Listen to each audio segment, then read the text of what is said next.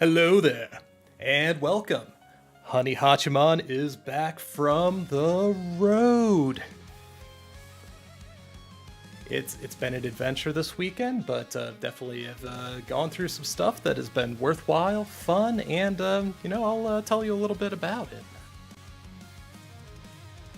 So, as always, driving my car is kind of fun. I do like it, and that it did perform well on the road. I just didn't happen to didn't happen to get a monster on the way, and I also learned that I need to charge my AC. So I am driving through the heat for an extended period of time, where I had to pull off to take a rest break because it was too warm in the car. But nothing's going to stop me, because I was still going to reached my friend's place, and we were still going to go watch some hockey. And boy, did we watch some hockey. We watched more than I thought we would, because I was under the impression that I was going to go down. We were going to watch a game, and then we would spend the rest of the weekend watching a bunch of anime, and I was wrong. I was wrong. We did our usual thing. We went out to eat several places, had some good salmon, and had the best onion rings that I've had for quite a while. Had some thin crust pizza. I had McDonald's on the way down. But we also had a big old breakfast with cheese, onions, peppers, salsa, pretty much on top of fried potatoes, and then of course had scrambled eggs, pancakes, bacon. It was all good, and I appreciate my friends hosting me.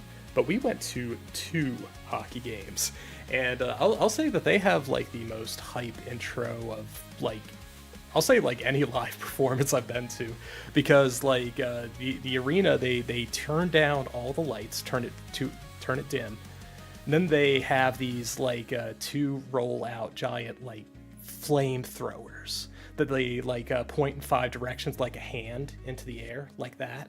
Yeah, like that. Can I get both? Yeah.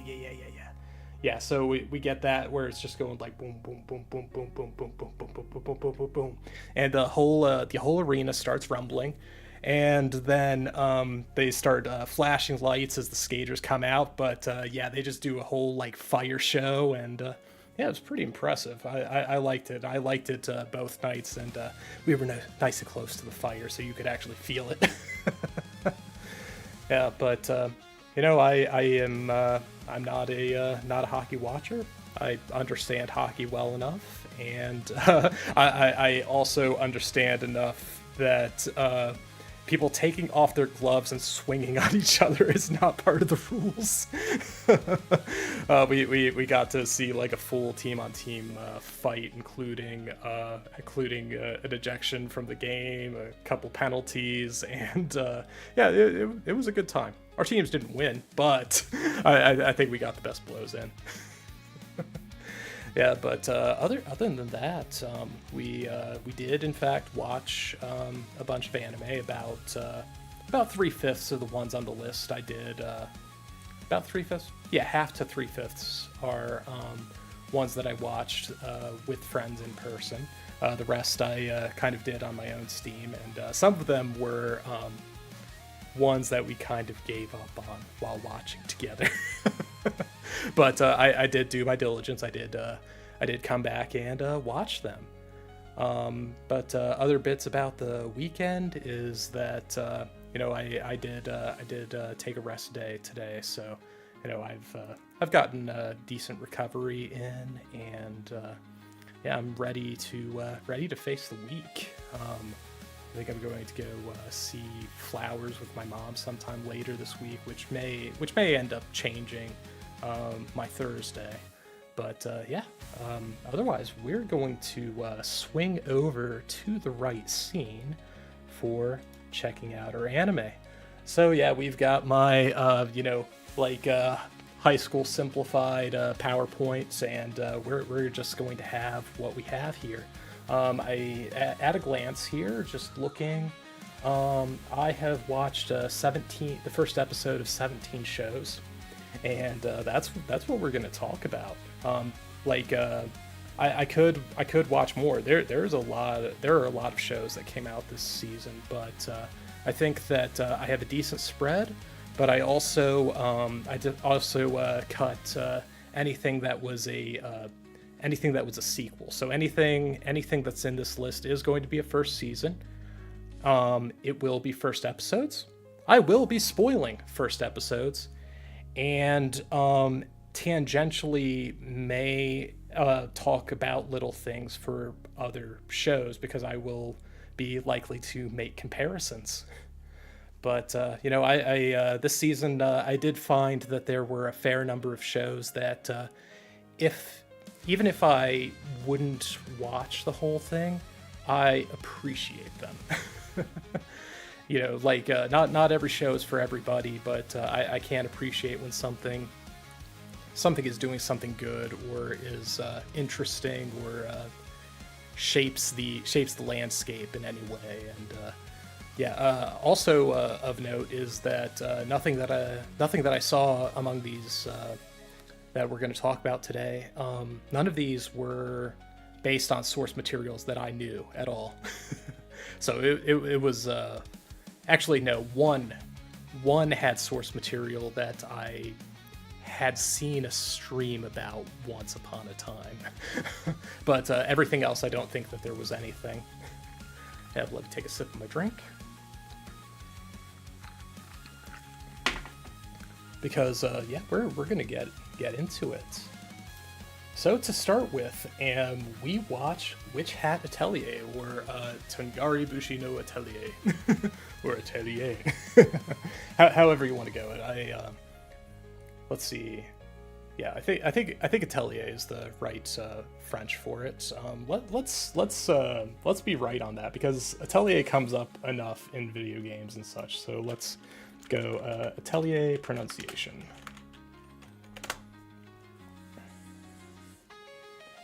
Let's see. Yeah. We get a dictionary. Let's see. Atelier. Okay. Yep, we're on the right track. Okay, but Witch Hat Atelier.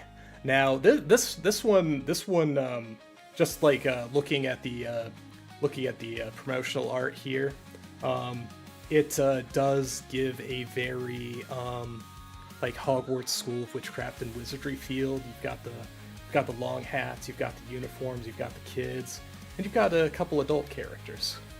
And that I think that like Magic School is the vibe that this gives.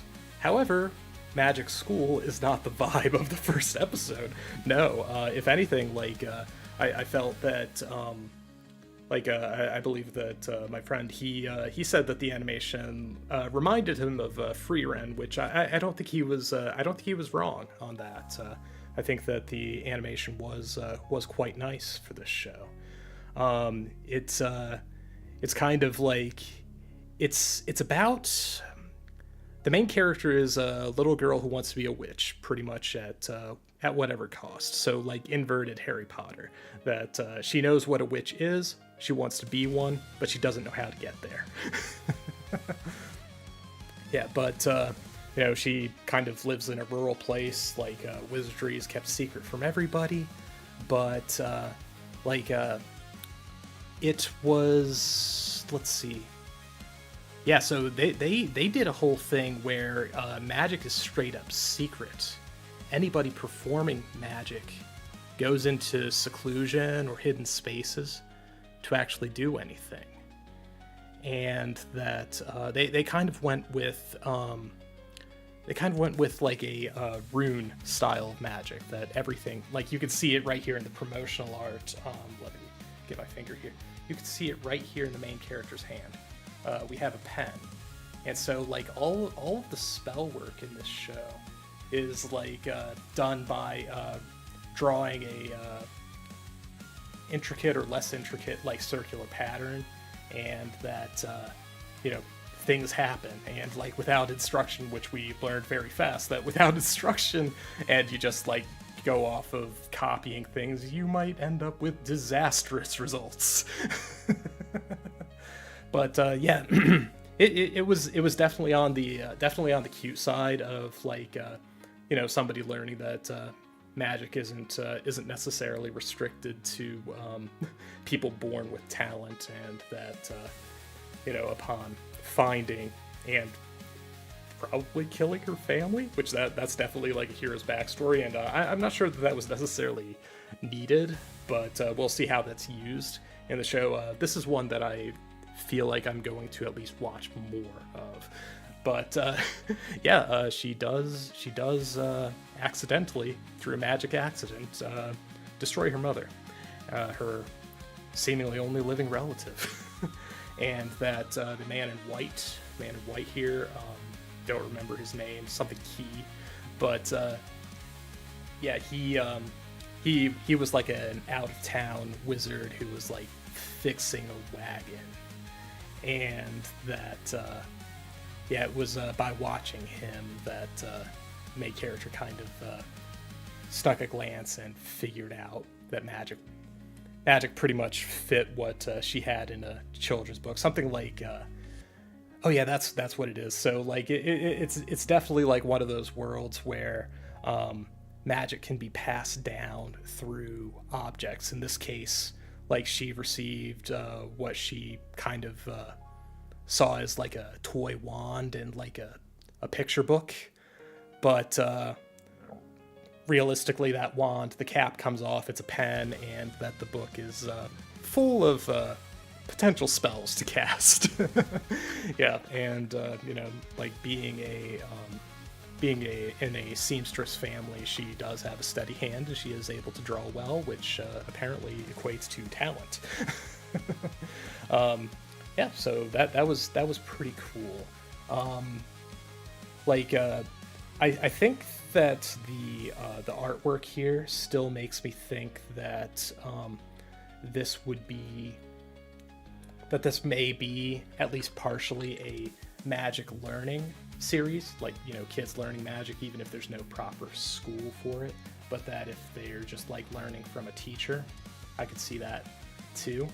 But in any case, like the show looks good. It's well animated. It had a good setup in the first episode that makes it compelling, and I would certainly recommend checking this one out. Just a moment here. Need to get my own BGM in my ears. Yeah, I do have a link here. We could actually do a little bit better job here.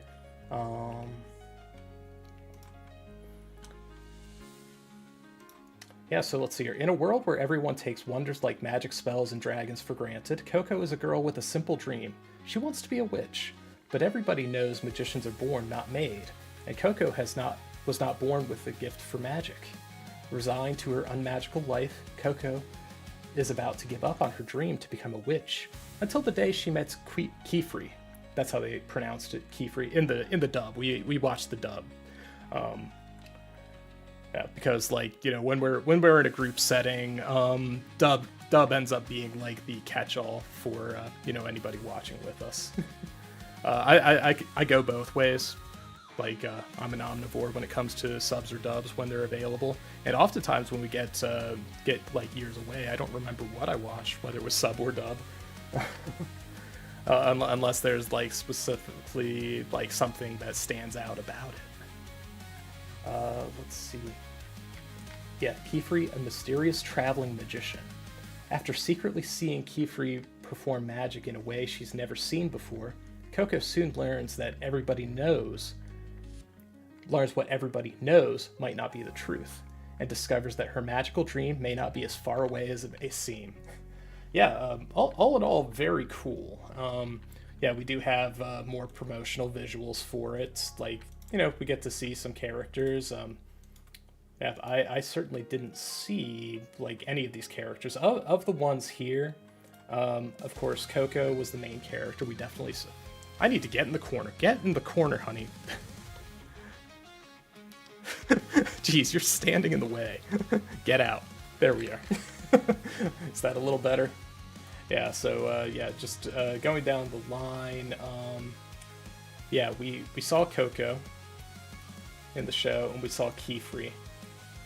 I think anybody else here hadn't appeared. We do have some alternate, like, promotional art, which is pretty cool. Yeah, Keyfree and Coco. Witch Hat Atelier. Yeah. But all in all, it was nice. It was a good time, and it is available on Crunchyroll for sub and dub. Yeah, but altogether, this one gets a first episode strong recommend to see where it's going. If you like magic, if you like magic, some form of fantasy, it's telling its own world. It doesn't feel like it fits into the Dragon Quest mold, so that's always nice to see.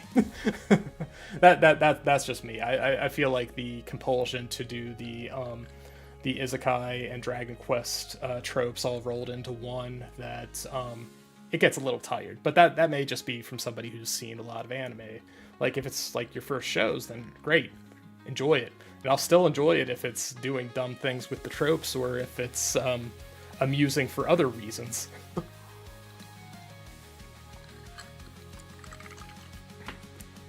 But yeah, that one was a good time. I think that this next one, Daemons of the Shadow Realm, I think that this one's getting a lot of attention because some of the creators of Full Metal Alchemist Brotherhood are involved in this, and you can kind of see it in the character design. We could actually do the same thing we did with the other. We can get more specific character art, I believe. Let's see. Yeah, so we've got our main character here who is not an Elric, and you know, call me a heathen, but I have only watched the original Full Metal Alchemist, not Brotherhood. But you know, I will watch it someday, and I know I'm going to enjoy it when I do. I mean, it's like considered like a perfect show for a reason, and I'm sure that it's going to be a good time. Yeah, but Daemons of the Shadow Realm, it has a neat setup in that it's definitely like a fantasy village, castle town that it is pretty peaceful, but like you have like a weird like birthing rite going on where the grandmother's like, don't have your baby, not until the sunrise. It's just like, what? You can't stop that. But you know, somehow or another she pulled through, and the kids were not born until the next day. And that they said something along the lines of that they will be the ruler of demons. So, yeah, take that for motivation from Grandma. Yeah, but, you know, I'll read the synopsis, and I'll expand upon it. The synopsis is a bit short on this one. Let's see. In a world where certain humans command mighty supernatural duos called daemons, it is the birthright of the children who sunder day and night, twins Yuru and Asa, to rule over these powerful entities. Separated from a young age and unaware of the truth of their birth, brother and sister must fight to make their way back to each other, claim their birthright, and save the world. Yep, that is fair. Like if I had to say, like, it does fit a fairly common shonen mold, which is that like all of your characters with abilities, they have their ability takes the shape of a summoned creature. I mean, you get to see it, like this girl, she just like kills a bunch of people in the first episode, and that let's see, Asa here kills the yeah, definitely does some like magic hand blast stuff and like kills an important character. That kind of drives the plot a little bit. I won't say who it is. And then we've got Yuru, who he's your main character, and like, you know, in the scope of this town, he goes out hunting. he tries to collect food because the village doesn't do. If the village doesn't do a good job farming, then they have to, work elsewhere. They have to go down the mountain and live elsewhere. I think that he is also kind of in a privileged position, like a ruling family type of position. So like he's like the son of the ruler. But yeah, like that one has an M. Night Shyamalan twist in the first episode, which I think is used to pretty good effect. It does make me think of like a Outbreak Company, but yeah, that's kind of what happened.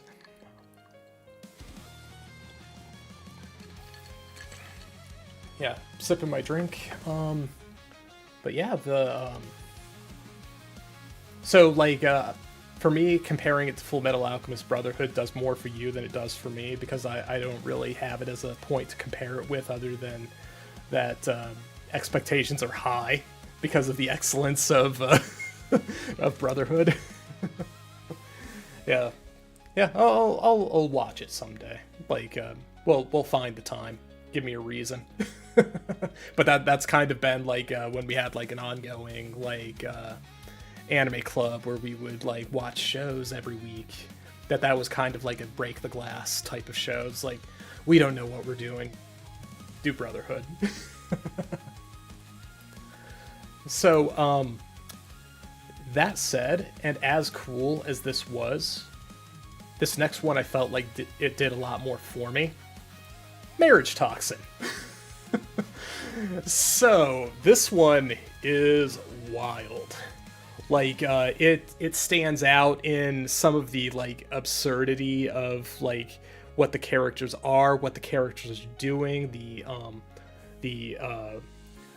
very colorful characters and setting, and that it is a truly very cartoonish show.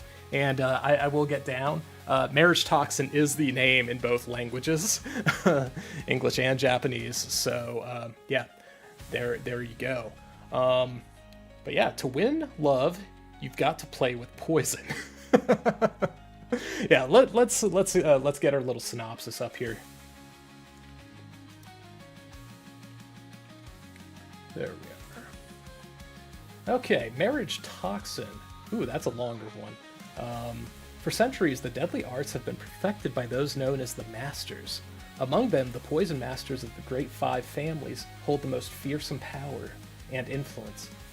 Hikaru Garo, heir to the Poison Masters Garo family, has lived his entire life in the underworld, far removed from love or marriage.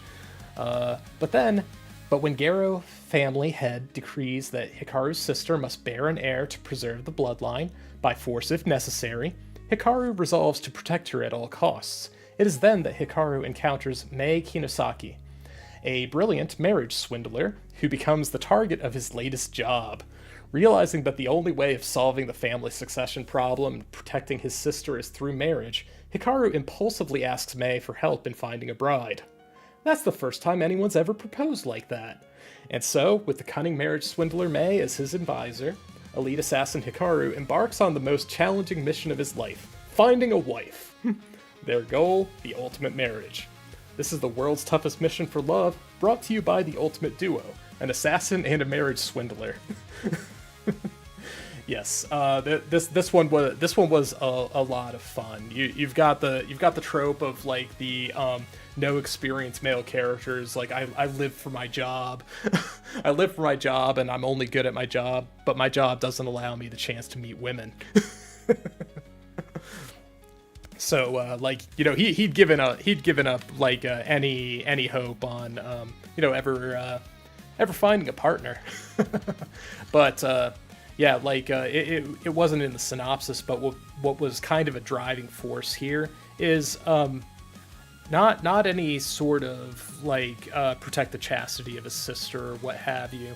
It's that his sister already has someone, but it's a woman, and thus forcing her to take the family head position and to birth an heir would be to effectively break up a couple who was in love. And yeah, the main character, he wasn't gonna have that. He was like, I'll find a wife. Like, come hell or high water, I will find a wife. But like, it's got some absurdity. Like the first episode, or the beginning of the episode, you've got like this lavish party, like wine, food, drinks, and like all of the people at this giant long table are like sitting on the backs of like half naked men. and that, like, yeah, they are using people as furniture. And it was like the first demonstration that the main character is an expert at his craft of poison. But like that absurdity continues in that, like, when he meets the girl who's on there. Like, I'm not going to tell you their story. I'll let you find that out for yourself. But when they so like she's tied up in a chair at at some crime syndicate's like containment center, and that they've like hired the services of the Poison Master to show them why he is worth their money, and that they're offering him a large sum of money to do it. He is an honorable assassin. He's somebody who, like, only assassinates people who really deserve it and all that. So, he has his morals, and this one he'd be taking for the paycheck, which is outside of his normal MO. But he sticks a syringe into her arm, and it was here that he gets the phone call from his sister that she's going to leave to become the family head. He's like, what? They went to you? After he declines because he never found a partner, never had a chance. But it's like, that's where he gets his resolve, is like, no. I need to find a girlfriend. And then, so the girl who he'd already like given a lethal injection to in front of him, she's like coughing up blood and stuff, but they're having some banter about like proposals and finding love and all that. And so like they do make a deal that he will get her out of this, and she will play matchmaker for him, because she is, of course, a professional as a marriage swindler. Yeah, well, we'll see how that goes, but I think that this show was fun enough and unique enough that I would definitely continue watching this. Like, if I had to pick like 2 or 3 shows to continue, I think that this one would have a fair shot at it. Let's get back here. I want to see if it says anything. Okay, so it is based on a manga. Okay, I was wondering because it seemed weird enough that it could have been an anime original, because like sometimes when things are very unique, they're an anime original. But I think it's very cool that I'm curious how far along the manga is. Because that's unfortunately, like, when I'm watching a lot of anime, like I get impatient in that, like, watching week to week doesn't end up being enough, and I'll just like start reading the manga. I think that I liked this one a lot. Just like thinking about like what I would even compare it to, and like nothing immediately comes to mind. Other than that, you've got your like awkward partnership that's not romance. I mean, you see that in enough places, but it's goofy and absurd in ways that make it stand out. This next one, my host for the weekend, he was excited about this one. He said that, the title kind of tells you some stuff about it. It is Mistress Canon is devilishly easy, or Canon-sama wa akumade choroi. And yeah, but let's get the synopsis on that one. So Kenan, a female demon, infiltrates a high school with the goal of devouring some delicious human souls. She sets her sights on the perfect target, a teen boy named Kyogi Yoji, and goes for the kill, only to somehow end up in a relationship with him instead. Kanan's never been in love before, and this oddly innocent demon creates absolute chaos as the two venture into romance with a first date and beyond. So yeah, it's a silly one for sure.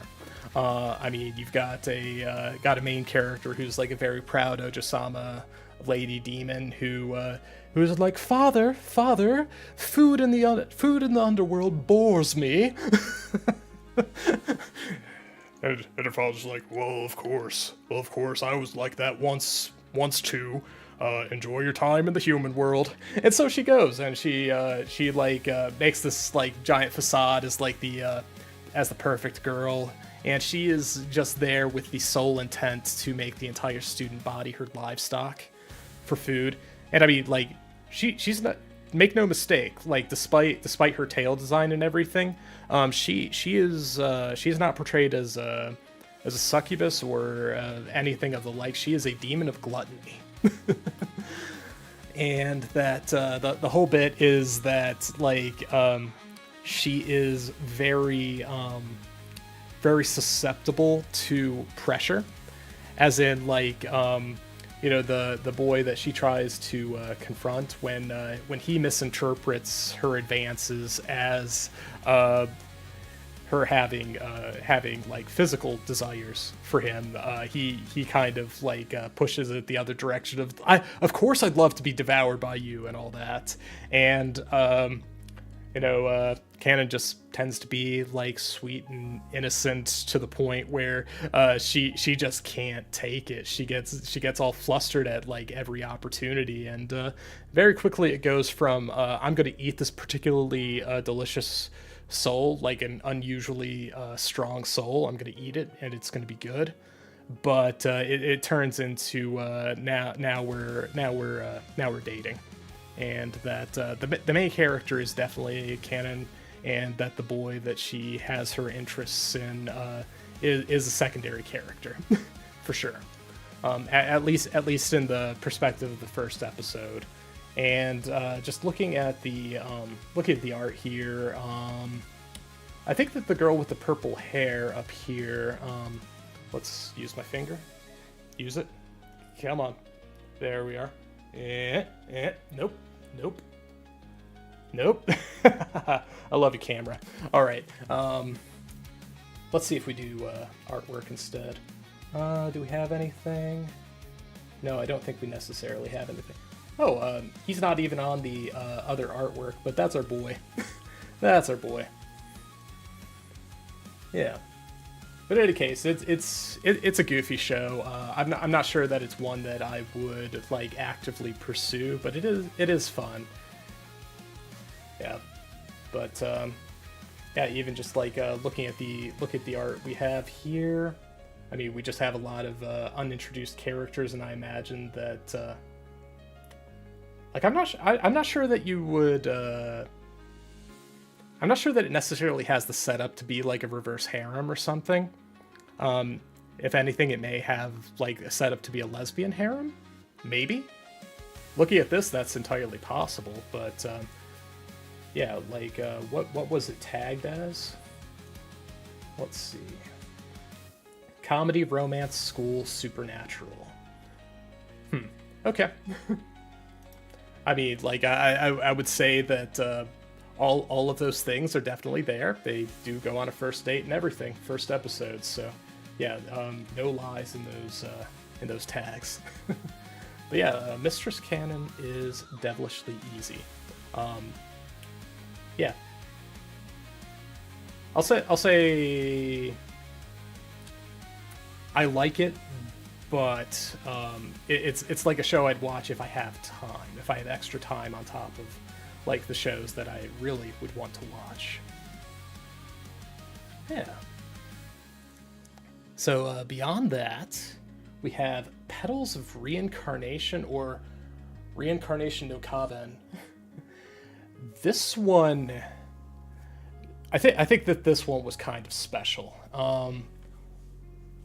Yeah, if it's got a long synopsis, we won't read it. If it's got a shorter one, we will. Yeah, it's shorter. Okay. Growing up constantly compared to his genius older brother, Toya Senji has a deep inferiority complex over his perceived lack of talent. For Toya, his academic achievement is his final stronghold, but despite consistently ranking in the top 100 in national mock exams, he remains dissatisfied. One day, Toya witnesses his classmate Haito Luo Buffet engage in battle with a serial killer.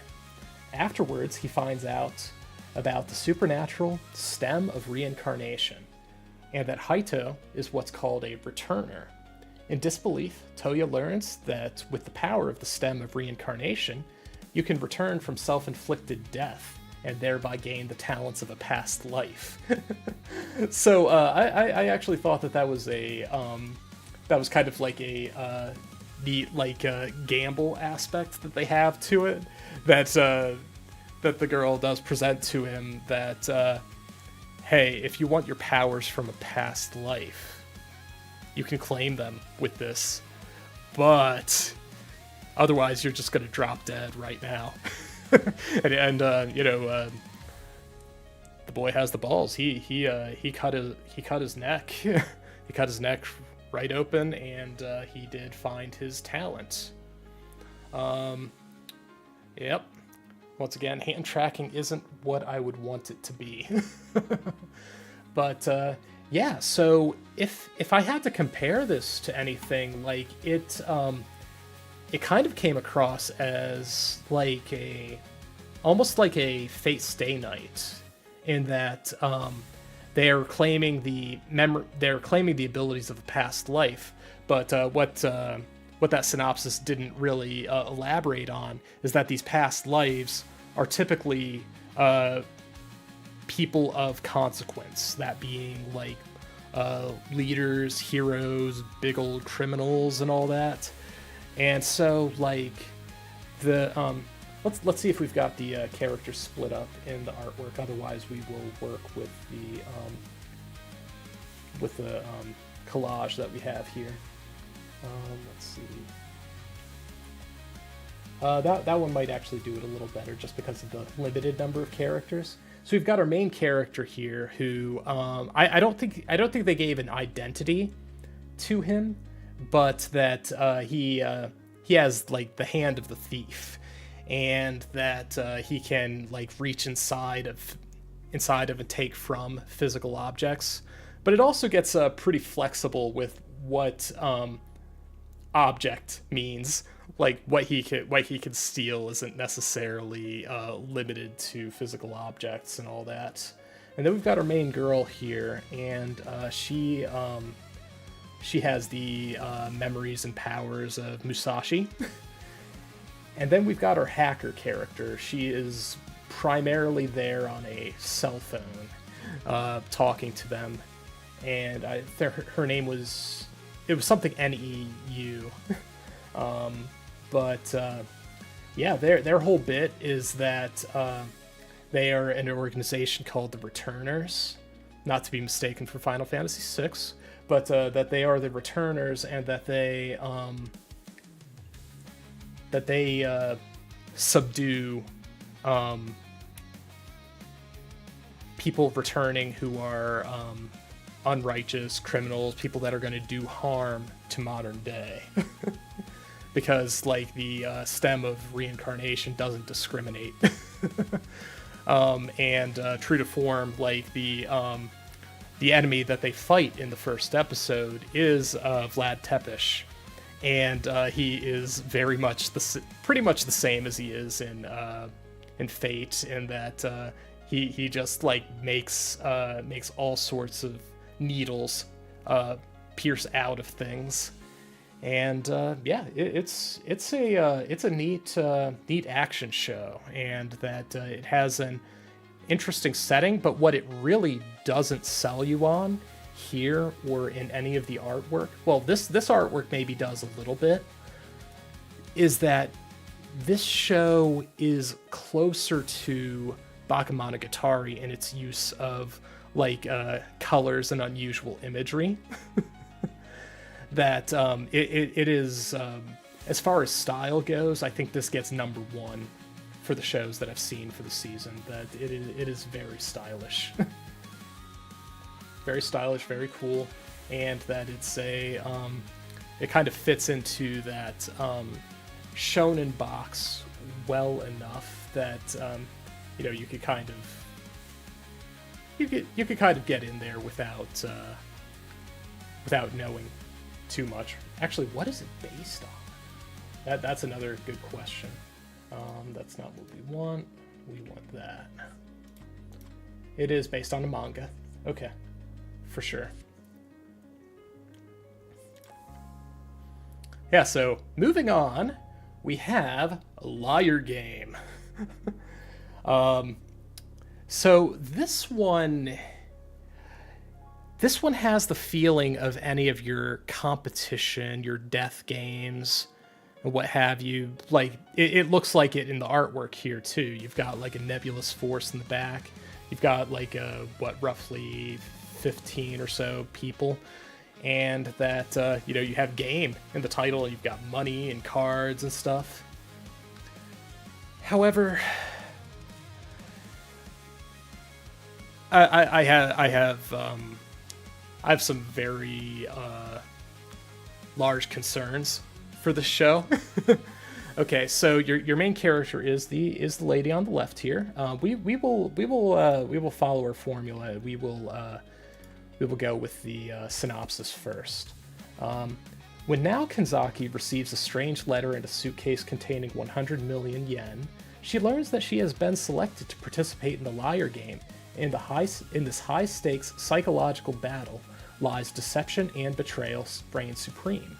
Naive and honest, Nao turns to Shinichi Akiyama, a brilliant former con artist, to survive the twisted game. In a game built on lies, can honesty prevail? So that's all well and good. Okay, once again, sounds like it has the whole like competition, death game, high stakes, what have you. And that our main character here now, she is pitiably naive. Like they establish her character like in the first scene of the show that she is turning in 100 yen to a police lost and found. Oh no, hang on here. No, it's 100% reading. Hang on. Let me turn off my BGM because I'm not sure. Okay, yeah, we're good. We're good. It's just that my BGM in my ear is louder than the stream that I'm revisiting in the background. Okay, I was concerned there for a second that I wasn't getting any audio, and I was like, oh no! We've been going for 44 minutes, and if I had no audio, that would have been kind of sad, because I did take the time to, you know, play with, you know, my audio balance and everything before. It was like, what went wrong? Okay, returning here. Now, she turned in 100 yen to a police lost and found. She receives the letter in the mail, and unlike a lot of these competition shows, she wasn't chosen for any particular talent or anything. She was chosen by lottery. It said it was like a 1 in 100,000, which seems like a rather small sample, really, if you're considering that they're in a city. But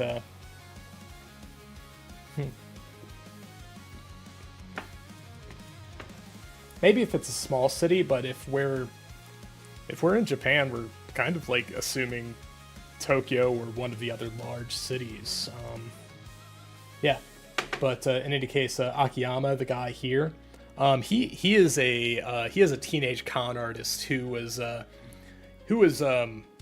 conveniently released from jail, like what, like a day or two into this, and like yeah, no, because like so the way they set up the game, at least the first round of the game, was that they indicated to now who her opponent was, that they would also have 100 million yen, and that these bills are marked, and that in 30 days at the end of the round, you need to turn in all of the marked bills that you have, and anything that is a deficit of 100 million yen turns into debt for you.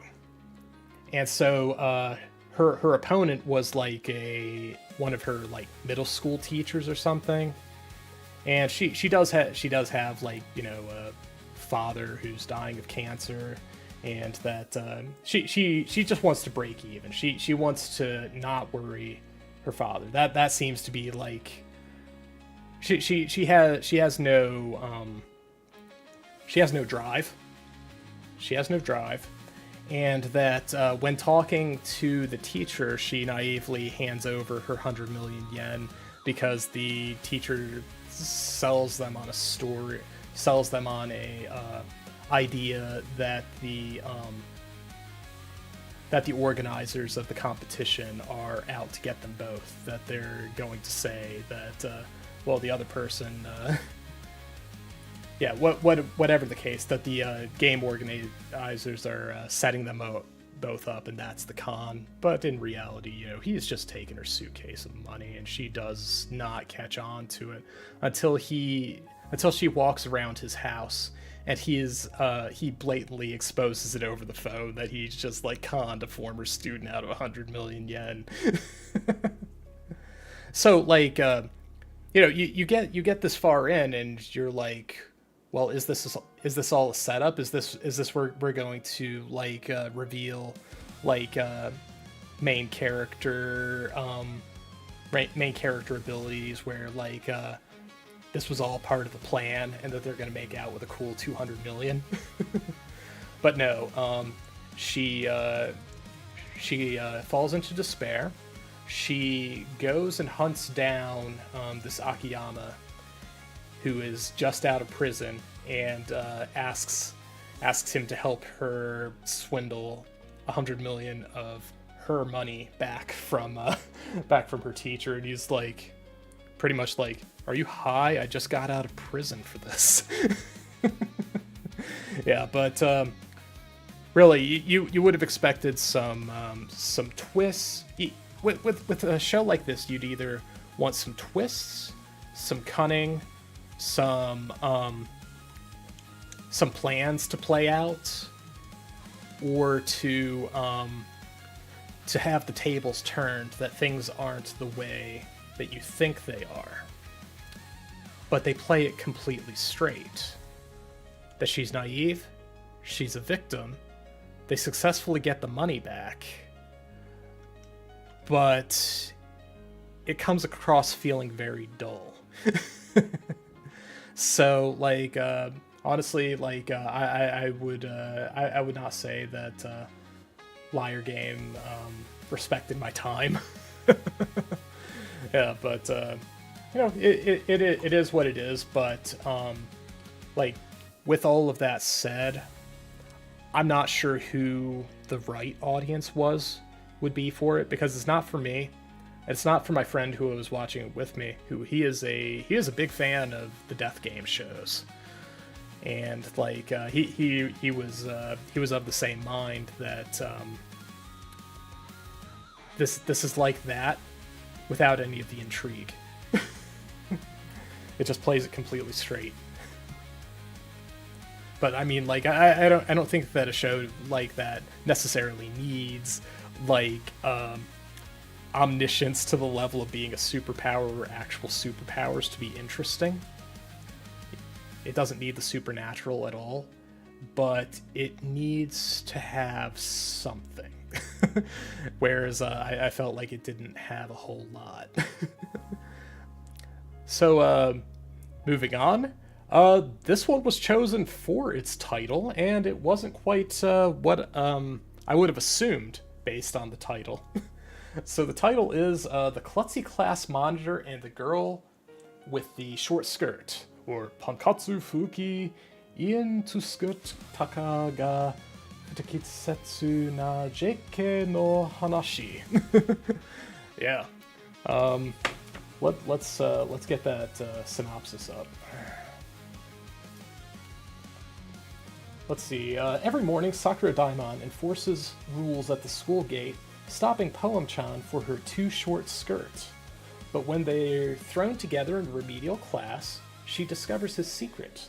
The serious, uptight Sakura Daimon-kun is hopeless at studying. As they clash, bicker, and stumble through school life together, the two opposites slowly draw closer and form an unexpected friendship. And I will say that, like, at least to me, this is not a sussy show.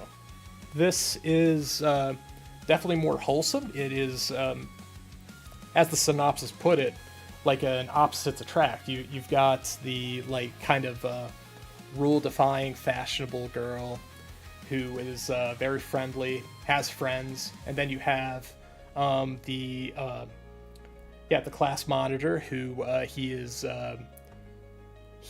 very rigid. He follows the rules. He's the guy who gets there before anybody else. He leaves school after everybody else, and that he's very particular about following the rules. But as they interact in this first episode, they tend to get a little more friendly with each other. That they at least have some level of understanding.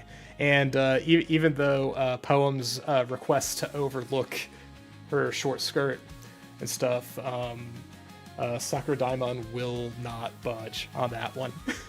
But it did have something that made me raise my eyebrows, because he is enforcing a rule at one point, which is no stopping for food or drinks between school and home.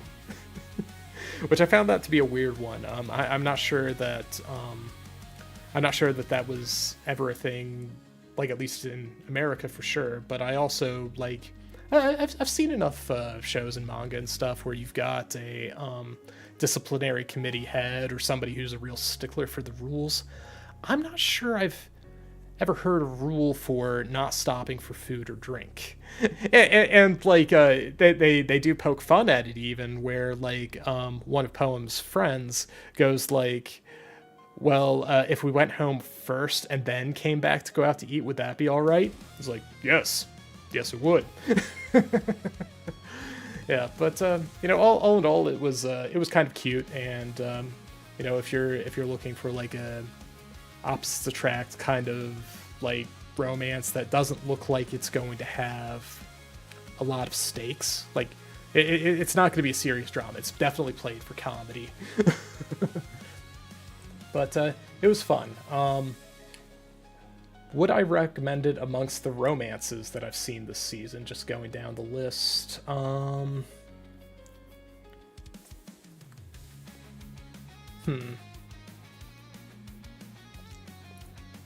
You know what? I'm going to say it's definitely better than some that are on this list. All right. But, we also have a romance in the next one, which is Go For It Nakamura-kun, or Ganbare Nakamura-kun. Yeah, and we have in the art here, I thought it when I saw it, and I still think it even when seeing it from different angles. That is like Komi from, like, Komi Can't Communicate hair that the main character has. But yeah, let's hit that synopsis.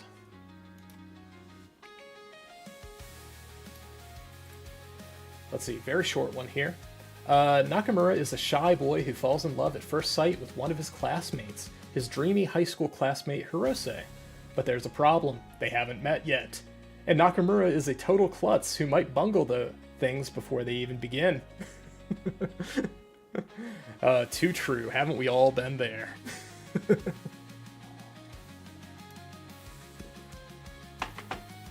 But no, like I think that like a prop that I will give this show. Let's give it a thumbs up. Give me a thumbs up. Yeah, that might have been the thumbs up we can get. Come on, work for it. Yeah, get a thumbs up. Get one of those for the show. And that Hirose's a guy, and that they don't make that the hang up of this show. They don't make any questioning of sexuality or even like make that a drama point or anything. Not yet, because they haven't met. Like the main crux of the problem is that the main character is very shy, like cripplingly shy. He will freeze up and not be able to talk. Or that he will just like envision a whole scenario in his head that he's not confident enough to make happen, and it'll just pass by. And it generally leads to hijinks and awkwardness. And I'm gonna say that this is very. It feels like I haven't watched many like old school like romance stories, but it has that kind of feel to me. Is that like it's kind of like an old-fashioned story with the twist that it's two guys, but it's not making that the butt of the joke, which I appreciate it. Sometimes it's like it's a little uncomfortable when the characters being gay is the joke. But I do appreciate at least that much about the show. It was cute, but I also think it's not for me. I mean, like if any of this sounds like your type of thing, where you've got a character who's too shy to talk to his crush, and then you, of course, are going to build up some fun side characters and stuff. It seems kind of to me like that the Comey hair is appropriate for this character. He has that level of failure to communicate. But I would have to see how it goes further. Because I mean, like, Comey goes like full on clown shoes with the joking and stuff. But this one seems a little more grounded than that. But I think it has potential for fun. It's just not going to be one that I would pick to watch. Like I think that there are more than enough here that I would probably choose over it. Yeah, but all in all, not bad. I did enjoy watching the first episode, and I'll give it that. Next, and this is the only one I've seen the source material for. Needy Girl Overdose, which seems to be loosely, at least loosely, based on Needy Streamer Overload. It's definitely got the same main character, OMG Kawaii Angel. But as far as an anime goes, this was a weird watch. I said at the beginning I had to go back and watch a few on my own. This was one of them. We got about 3-4 minutes into this before my friend cut the cord on it. Let's go to the synopsis, because I'm actually pretty damn curious what they put in the synopsis for this. Let's see. In a world where likes are currency and the viewer is a judge, OMG Kawaii Angel, also known as K Angel, is determined to become the ultimate internet angel. Yet beneath her pastel smile and lively streams, there's more than meets the eye. That's putting it lightly.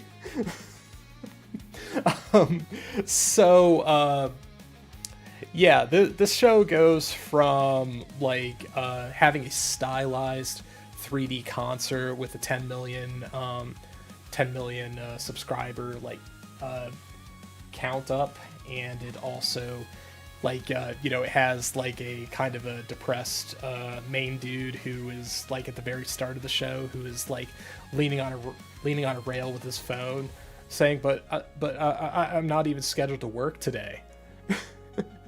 And like he's excited to watch the concert, but he's not going to be able to go. And I am putting that together because that is, I don't think that is clearly established. That's more or less implied that he wants to see the K Angel show, maybe. But otherwise, like we've got our let's get our visuals here, because this one surely has visuals. Oh yeah, it's got character visuals. Perfect. So yeah, we've got K Angel here. That is to say, that is the VTuber who is the who is OMG Kawaii Angel. But that they have a big stage show and everything, big audience and all that, but no real connection between characters. Like we also have a scene of a guy and a girl. I'm not even sure if it's the same guy sharing an apartment. I don't think there's any guys in these images. Yeah, there's no guys. No, there's maybe a guy, but I think it's a girl. Yeah, but let's see.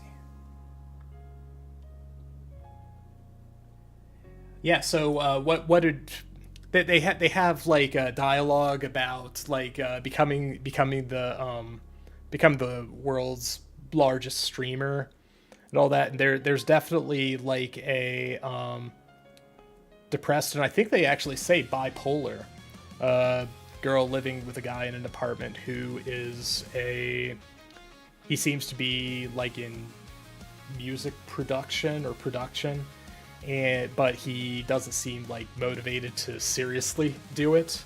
And there is like potential R word, and it's just uncomfortable there.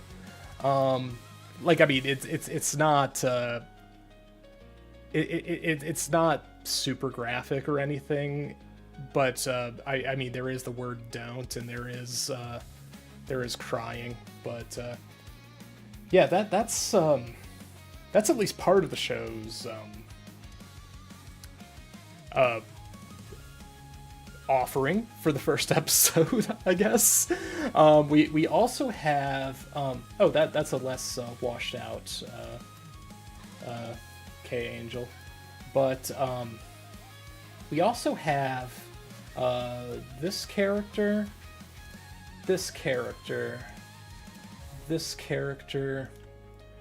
and this character kind of like sitting in like a modern apartment together, where this one is like wants to take down the top streamer, and that everyone else is kind of sort of on board, but they're also like, you must really respect her, and she's like, how dare you, and all that. But they seem less consequential. Like K Angel doesn't acknowledge understanding who they are. You also have cuts of news reporters interviewing various people about the impact of influencers, and whether or not they should be regulated, or whether they're a problem, whether the internet is doomed. So like that's really the message I'm getting a lot in this first episode, is effectively influencers bad, and that even if they wear a happy face online, that they may be a train wreck in their real lives.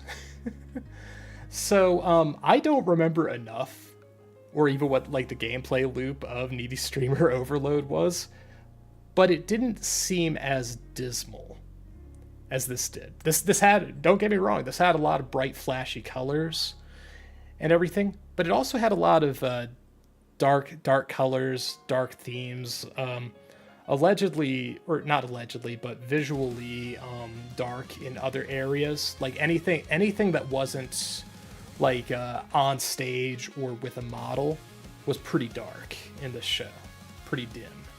Like a lot of washed out colors, grays, blacks, and all that.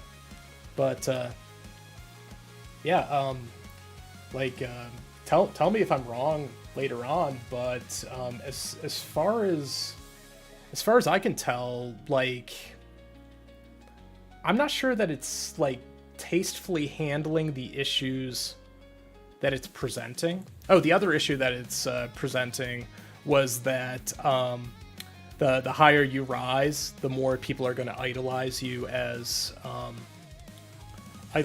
something akin to a god. But also at the same time, there will be people who will try to tear you down because you're no longer a person.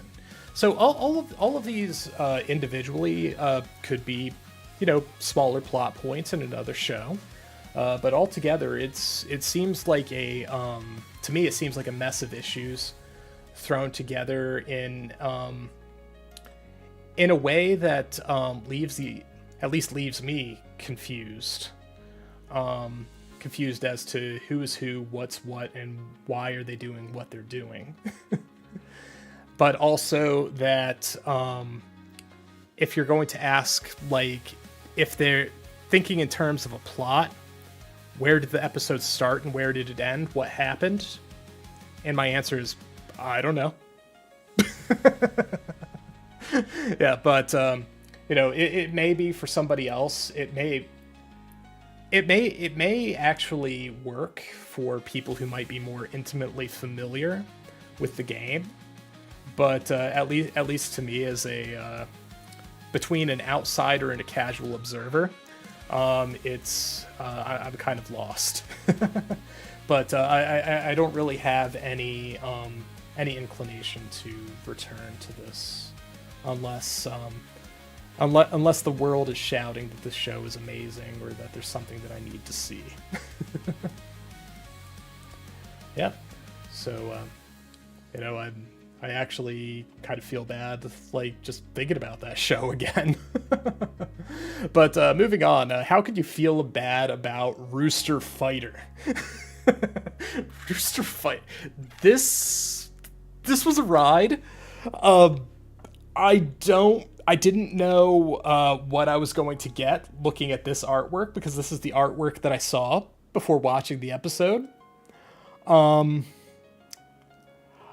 I mean, you've got the rooster in a fighting stance. He's like ready to jab you. You've got the chick clinging to his leg, which honestly I did not see in the smaller version up on the TV. But yeah, you've got two other. You've got a hen and another rooster. And let's go to the synopsis for this, because this show was crazy. I want to see how it's presented. Let's see. Keiji is more than just an ordinary rooster. He's humanity's greatest defender. When strange creatures suddenly appear and start attacking, he confronts them head on while scoffing. You make your own curl. You make my crown curl. His opponents may be 10 stories tall, but nothing is bigger than his stout heart and his fearsome battle cry. Because these are rooster-sized roosters. They interact with kids and humans and everything, and I will say that prior to seeing the show, I'm not sure that I had seen animated chicken sex at two different points.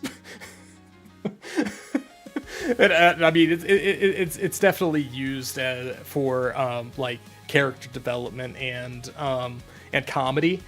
So like that's the word I'm going to use to describe it. Is that it is a comedy? Yeah, action comedy is what's in the tags. But also that I kind of feel like this is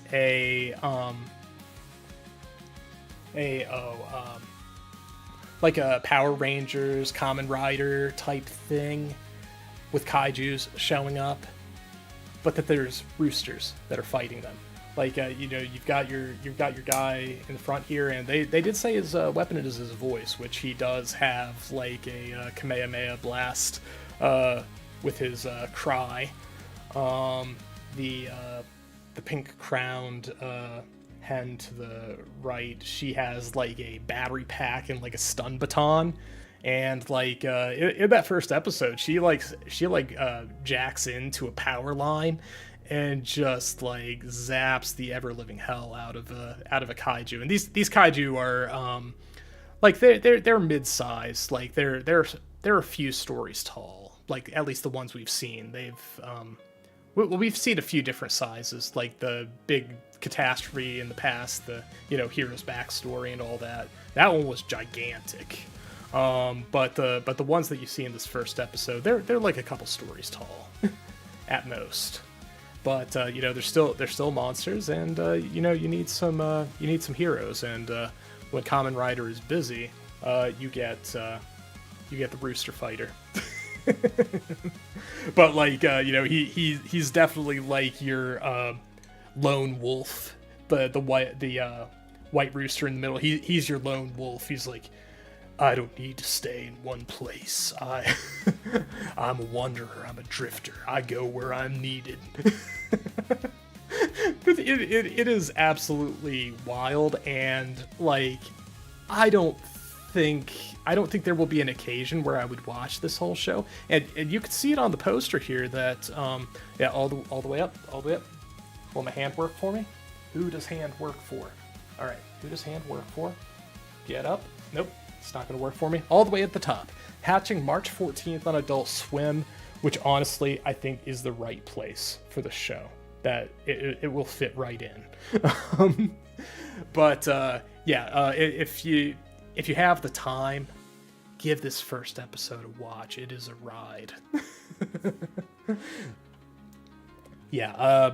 But like, I was kind of incredulous after that one. My friend's wife was like, because my friend he had watched like the first like half of this before I'd been there, and she just like left for the show. We did get some additional viewers who were like, this is nuts, this is great. So I'll reiterate that I will not seek this out, but I am glad that it exists, and that if I were like out with someone, or if I was in a hotel room, had Adult Swim, and this was on, I would be like, oh hell yeah. Like I'll take this over like Family Guy or American Dad reruns. I'll enjoy some Rooster Fighter.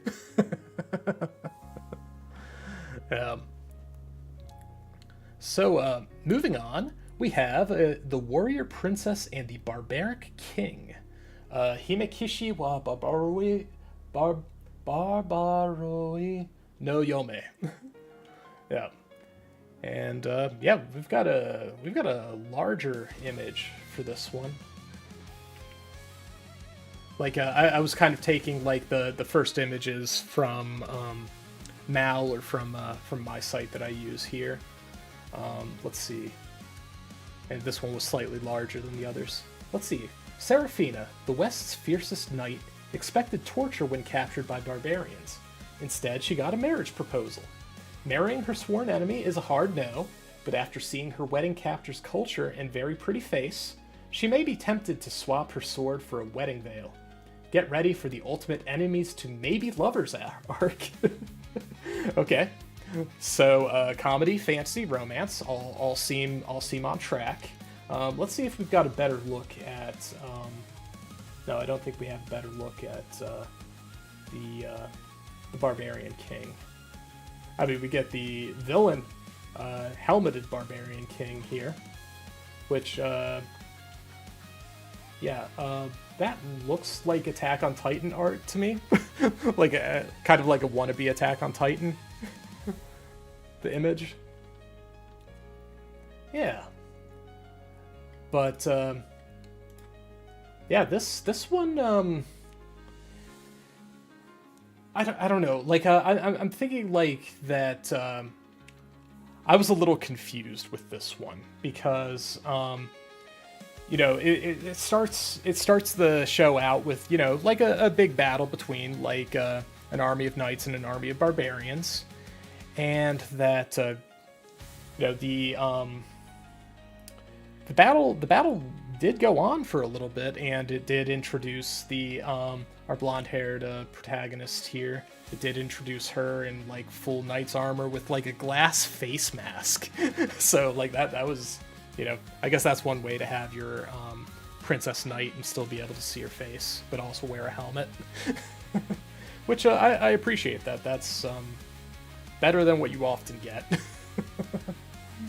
But yeah, they have their whole battle, and they take her prisoner. And but at so the show is played pretty serious in that first episode, and then but at different points, like the main character kind of becomes a clown in her internal monologue, which seemed weird to me. It might get better, because like towards the end of the first episode is where you get to see the Barbarian King without his mask, and like just looking at him right now, like he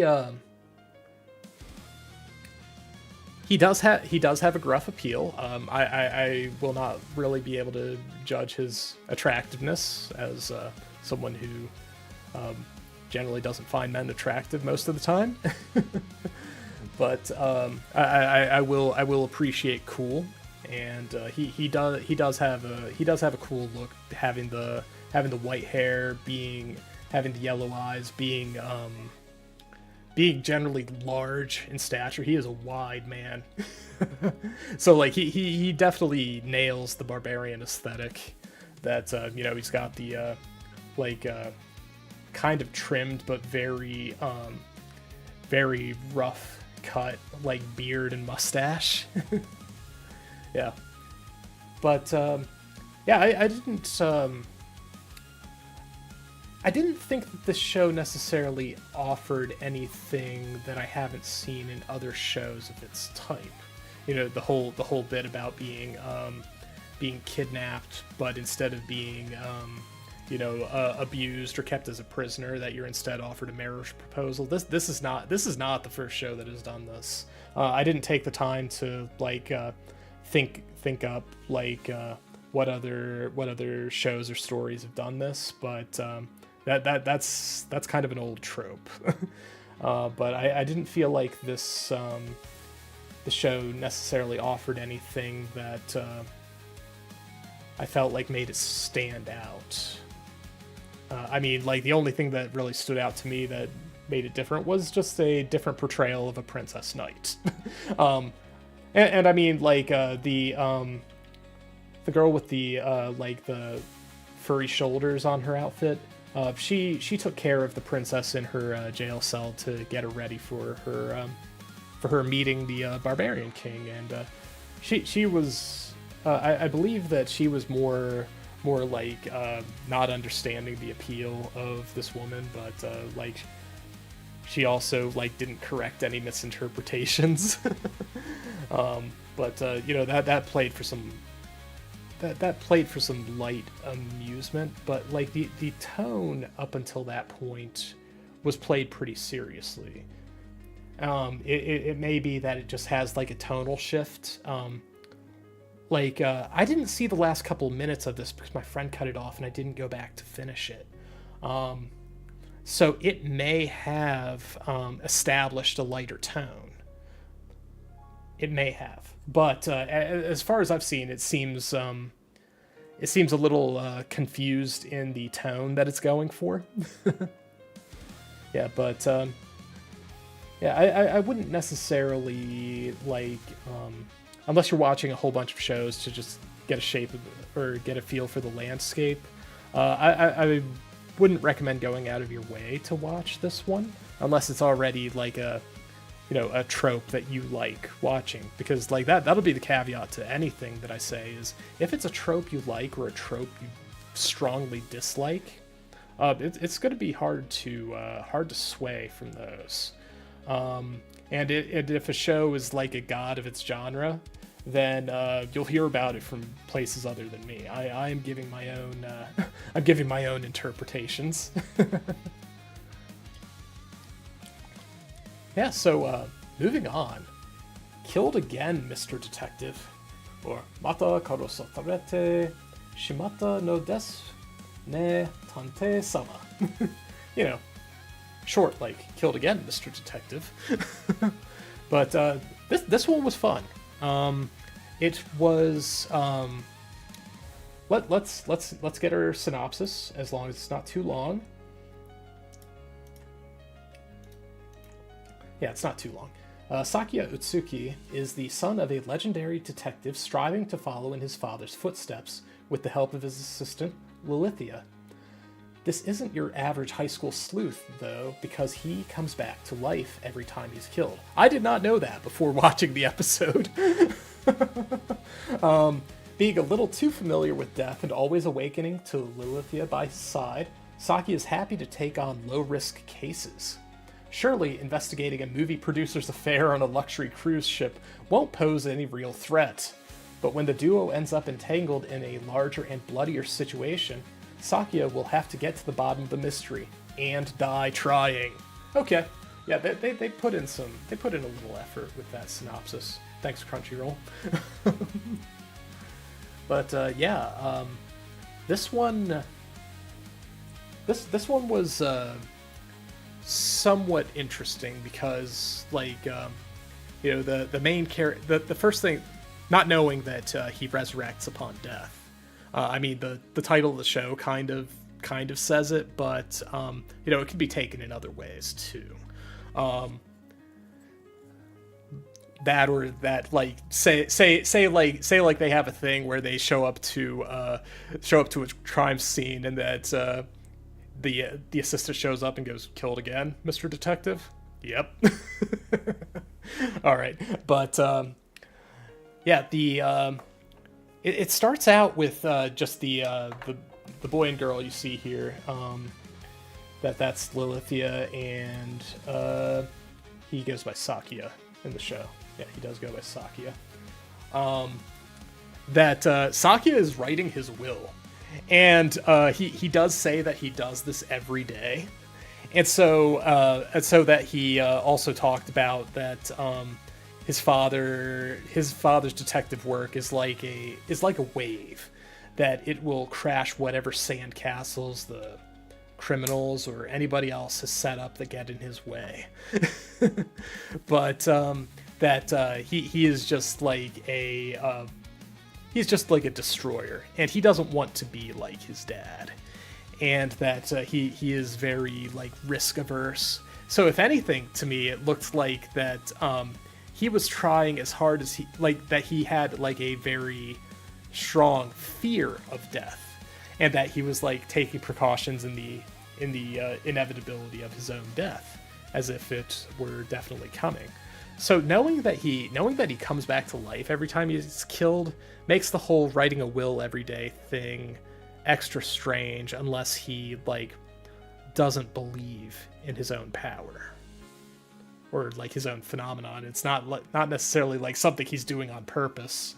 But yeah, so like as the synopsis says, like he and Lilithia go on a cruise ship to investigate an affair, and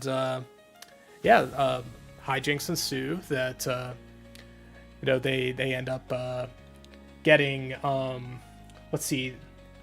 Sakuya runs into this girl here. I think her name is Yuryu. Do we have character art?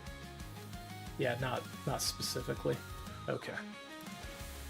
Yeah, where she is like a newbie movie star, and that she is on the ship to meet with the director, but also that she reveals that the director came on with a bunch of cats, which they had seen him. They'd seen him earlier on the ship with struggling with a bunch of luggage, but yeah, it turns out that according to her, it was full of cats, which consider me surprised. I didn't think that somebody would bring like a dozen cats and a bunch of suitcases on a cruise ship, but if you are a fanatic about your pets, I suppose that's possible. They do have a chance meeting where Saki is talking about doing a stakeout, and he's like psyching himself up in the mirror in the bathroom, and like the air duct overhead falls in, and Yuryu, that is the brown twin-tailed girl here, that she just falls to the ground there, and he helps her up, and yeah, she asks where she is, and he tells her, and she freaks out a bit. But she also infers based on what he was saying that he is a detective, and that she does solicit his services to find a calico cat. And so being who he is, he sees finding a cat that is low risk, but it's also tangential to securing her assistance in monitoring a potential affair with the director of the movie that she is being scouted for.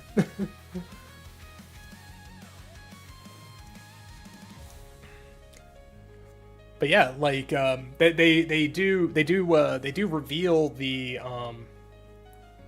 let's see, they do see a circus on the ship, and when searching for the cat, because Sakia kind of ends up making that part of his explore the ship phase. So he does talk to a security guard with suspiciously purple and detailed hair under his hat,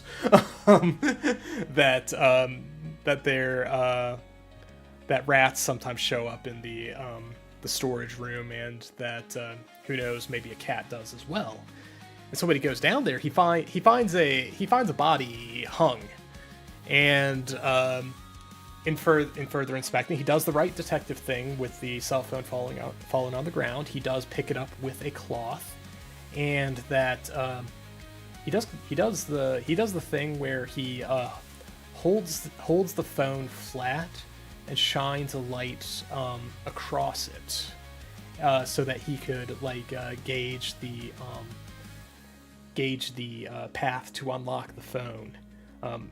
Granted, using the cloth, he's not trying to touch the phone. He was going to use, presumably, something with his pen before a knife gets jabbed out his neck. So he's ready to unlock this phone, and then a knife sticks out through his Adam's apple, and he starts coughing up blood and collapses. And he doesn't even get the face of his killer, because they're wearing a clown outfit with a big mascot head and a big cloak, so no real defining features. But yeah, they do reveal the gimmick that after he passes out and stuff there, he does wake up with his head in Lilithia's lap, and that's the end of the episode. So the first episode is a two-parter, so that case, it's at least a two-parter. In fact, the episode title was Part 1, and that the preview was for Part 2. Who knows how many parts it is, because I used to think that a lot of the mystery or detective shows would have two-parters. Inspector, that is IN/SPECTRE, proved me wrong. But they will have 5, 7. They'll just have long segments of the show. But yeah, that's another topic for another day. But yeah, it just that one taught me not to take for granted that a two-parter saying part two means that part two is the last part. Yeah, but final verdict on the first episode of this is that I liked it. It definitely fits in my wheelhouse where I do like the whole death loop mechanic, even though I have issues with ReZero. But the death loop mechanic is can be used well. I haven't seen enough of it to say if it gets used well. I do think that the characters were likable enough, and that I guess I'd want to see where the plot goes. If the plot's interesting at all, then yes, it would be a show I'd want to watch. If it does a very sloppy mystery, then I would probably fall off of it pretty fast. So like this is one where I would definitely give it like the 3-episode rule. I'd at least let it play out its first case. But as it stands, as part of its first story, I think that it's compelling enough that I would at least want to see that first case solved. Because just like considering that finding a missing cat and a love affair do not necessarily involve like killing people who are tangentially involved and killing people who are investigating. Murder doesn't seem like it would be part of the two aforementioned cases. But who knows, if you're desperate to not be found out. Yeah, so moving on, we have Always a Catch. And I will point out here the first thing that I noticed when I saw this. This hairpiece is brass knuckles. Yeah.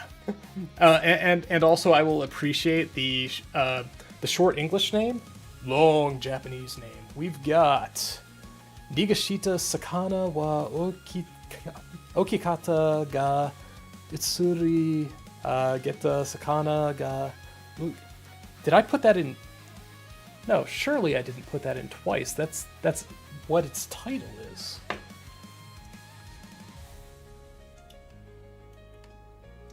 Okay, let's double check that. Yeah, Nigashita Sakana wa Okikata ga Itsuru Geta Sakana ga Okisugita Ken. Yeah. Yeah, seeing Sakana in there twice made me feel weird. I wonder what the literal translation is, because my Japanese is quite rusty. But Sakana is fish. Huh. I mean, it may be a longer title that might be an expression about fish that uses the word fish twice. Huh. Interesting. Well, yeah, born into a legendary ducal family, martial prodigy Maria Mimi Anavasi loses her claim as heir and is suddenly ordered to marry into prestige. With no options left in her homeland, she transfers to a neighboring kingdom, only to be publicly dumped at graduation by a prince she's never met over an engagement she didn't even know she had. Will Maria be doomed to the life of a spinster? So, getting back in place, this show, I think I liked this one a lot. So what that synopsis doesn't establish well is that she's not disturbed or distraught in any way that she loses her status as the heir of her dukedom. That she is very happy to have a new baby boy brother, and that she wishes all the success for him. And so the main bit is that yeah, whether it's because she's not ladylike enough or that there are just no prospects, but yeah, she's not having. They gloss over it entirely that there were just no chances for marriage in her homeland. So she goes to a childhood friend's family's friend's family's estate, and before moving on to into a royal academy.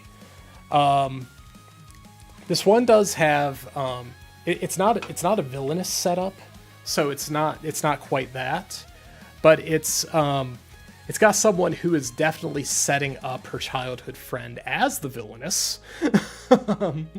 But yeah, as it says here, on top of that, it also misses the part that she is a accomplished martial artist. Part of her tomboy charm is that she is a very strong fighter, and that she beats people up. But yeah, she's also she's not refined in the formal setting sense.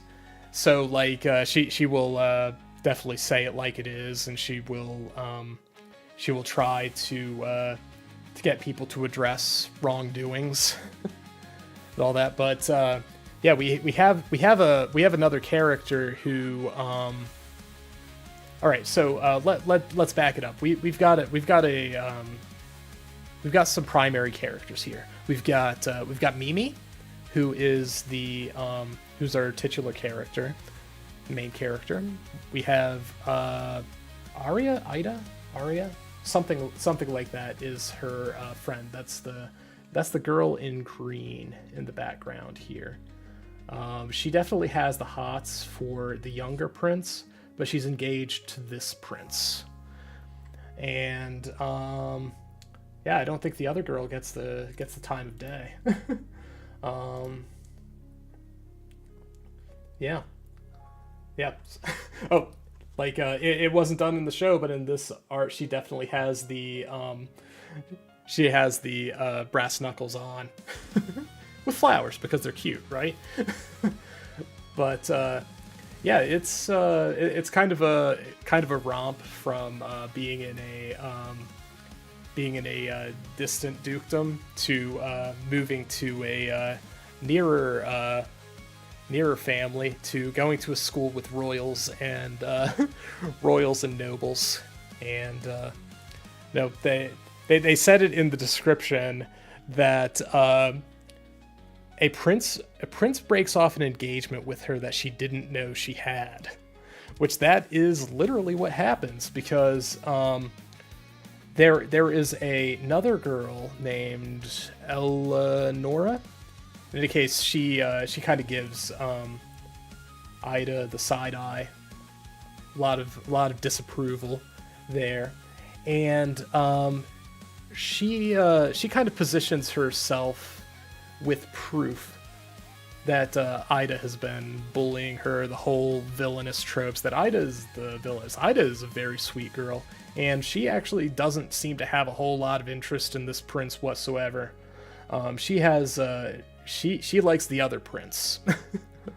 So anytime that you see them where Mimi and Ida are sitting together, other NPCs are asking why are you guys never together? And she's like, oh, he's busy, he has things to do. But yeah, they get to the whole graduation bit, and he's this older prince. He is ready to break off the engagement with Ida, but he grabs Mimi's hand instead and says that he's breaking off the engagement. And they kind of go in a circle with this, where he does it again, and but the first time he's like, but I'm not your fiance. and that the end before the credits is that there's something you don't understand. You need glasses, and that's how they end it.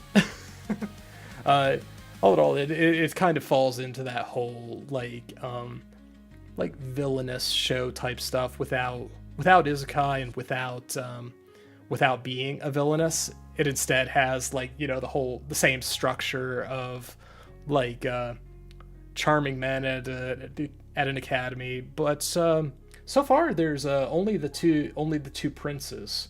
I see in this artwork that there are two other men, so you know, I do enjoy those shows. Like My Next Life as the Villainess is honestly like one of my favorite shows. It's fantastic. So like sometimes it's sometimes we are chasing that same high, which you know, none of the there have been a lot of villainous shows that like offer their own flavor and stuff, which is good. It's good. I like some variety, but I'm not sure that anything has quite reached that height for me.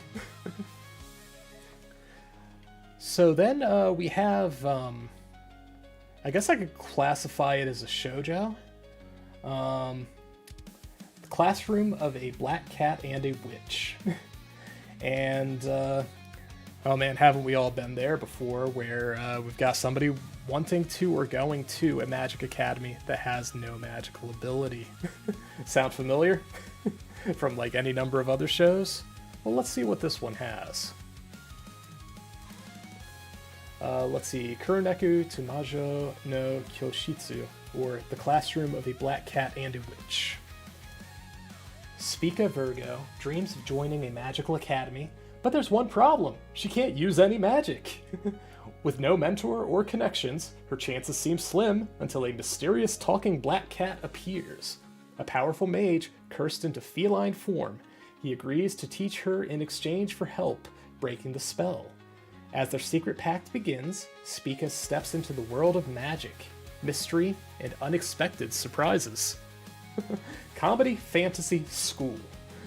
I will say that first episode, no school, but it definitely had the comedy and the fantasy.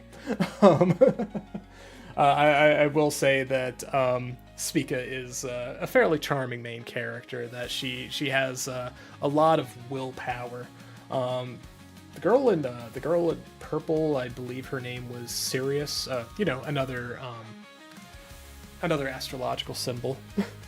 But that she makes fun of her, but like Spica is pretty much every day trying to do flight, whether it be jumping with like a broom or a staff off of a rooftop or a rock. But you know, she's like your bright-eyed protagonist who is undaunted by yesterday's failures. So even though she like keeps getting beat up, has bloody noses, and really has no direction on learning magic, because like apparently you need a mentor, but she is poor. Her family is poor. Too many siblings and all that. But she does have her eyes set on the biggest, bestest magic school, and she idolizes a disgraced magician named Claude. But the trajectory of the episode is just that she falls off a roof, and she hears a talking cat, and the cat is surprised that someone can hear him. And so, you know, Spica understands that this cat is a transformed magician, and tries to make a deal to learn magic, and the condition for that is to effectively to fix the curse. But you know, we've been there before. But hijinks ensue. She does learn some magic fundamentals, but it's not like she can cast magic. Like, she hasn't had any proper instruction. The cat won't teach her. But yeah, she learns that she learns from an omniscient book that She does have what's called revival magic, which is like a convenient explanation for her ability to survive and regenerate from her daily failures of trying to force herself to learn magic. But also, like, let humor be what it is. But the solution offered by the magic book is that to return the cat to their original form, she needs to kiss it on the butt, and she absolutely will not have it. She is a young girl, hasn't had a kiss, hasn't had anything. She's like, no, I would rather die. And yeah, that's the kind of that they get into. They enter a crisis. She has to get over that, and turns out Claude, the magician she idolizes, was in fact the cat, and that the fix was temporary because she needs to be as powerful as the transformed person to regenerate their body. So yeah, they're kind of bound together now, and that's the premise of how Claude the magician cat is going to get Spica the talentless magician to be a legendary sorcerer. So all in all, it was kind of fun. The animation seemed fine. Definitely got some magic combat, and you've of course got the promise of another magic school show. So we've got a few of those. I think we've had a few good magic school shows in previous years, like recent years. I mean, like, there's Iramakun, which is going to demon school. That's close to the mark. There was also, I'd have to look at previous seasons because I have no idea what it's called. But there's definitely ones where we've got people going to magic schools. Like for a while there, like I did have the discussion of is there like a anime Harry Potter somewhere, like something that has the feel of Hogwarts, and like it used to be no, but I think that some shows now are kind of getting closer to that in spirit. Not to say that we necessarily need it, but I just think it would be cool. oh boy, this next one. So this next one, we have Yoa Yoa Sensei. What can we say about Yoa Yoa Sensei? It's definitely an ecchi show. Once again, the male character is not on this artwork. Let's take a look here. High school homeroom teacher Hiyori Hiwamura is known as the Scary Teacher, and if you offend her, she'll put a curse on you. Or at least that's what everyone believes. She's secretly a total softie who's deeply misunderstood, and once you see her sweet side, she'll put a different kind of spell on you. Unfortunately, one of her students, Akihito Abikura, has accidentally discovered her secret. I will say that it wasn't so much a secret as a very clumsy teacher. She's extremely clumsy, soft-spoken, easily flustered, and the way that she's portrayed, she's barely a functioning human being. But she does have a lot of heart in the right place, where she wants to be a great teacher. She wants to be someone that her students can look up to, and that she becomes a success in her dream profession. However, her amounts of shyness and klutziness largely get in the way of that in hijinks and sometimes clothing removal sorts of ways. But yeah, even in its genre, I don't think that it necessarily stands out. It's not extreme, but it's also like even as somebody who can like laugh at this kind of show, I do feel more sorry for the teacher than anything. that her struggles are just exacerbated by the ecchi situations. But yeah,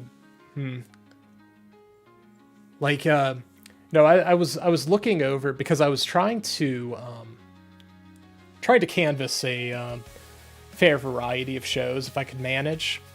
And I was looking for something that was in the ecchi variety, and looking at this artwork, it looks like it would fit the bill, but it doesn't seem like fully in that territory. I mean, like I don't think they've introduced any of the other characters other than the teacher in the middle, and the male student who volunteers to be class president and all that, and is kind of going to support the teacher as he is able. But yeah, I mean, I know that I won't be watching more of this. I will say I was looking at the clock on this one, seeing how much of it was left. So like, if that says anything to you for my enthusiasm for watching it, it wasn't there. But you know, maybe next season there'll be something fun in that territory. I do like a variety of shows, but yeah, this one didn't do anything do anything that I necessarily cared for. Yeah. So then we get Botan Kamiina fully blossoms when drunk. Kamiina Botan yoeru sugata wa yuri no hana. This show is about, before even going to the synopsis, this show is largely about dorm mates getting to know each other over alcohol. All right, and like before going any further than that, I'll see what the synopsis has to say about it. Let's see, new university life, new dorm mates, and a whole new world of drinks. Botan Kamiina takes her first sip of alcohol after spotting the quiet dorm leader Ibuki Tanami enjoying a highball alone. From shochu to whiskey, Botan shares the joy of drinking with friends, while Ibuki slowly learns that some pleasures are better when shared. Okay, that is definitely a flavor description. It doesn't describe any events other than a first meeting, but it also does say what it is, which is it's the joy of drinking with friends. And I do see the tag "girls love" in there, which there were some vibes that may be possible.